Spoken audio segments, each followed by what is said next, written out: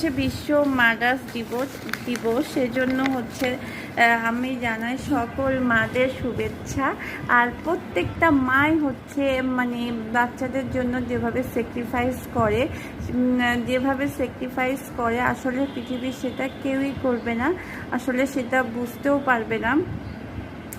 আর হচ্ছে গিয়ে আমার ক্ষেত্রে হচ্ছে কি একটু আলাদা, একটু ডিফারেন্স, সেটা আপনাদের সাথে শেয়ার করি। ছোটোবেলা থেকেই হচ্ছে গিয়ে আমার মা একটু অসুস্থ ছিল, সেজন্য সে আমাদেরকে তেমনভাবে টেক কেয়ার করতে পারেনি।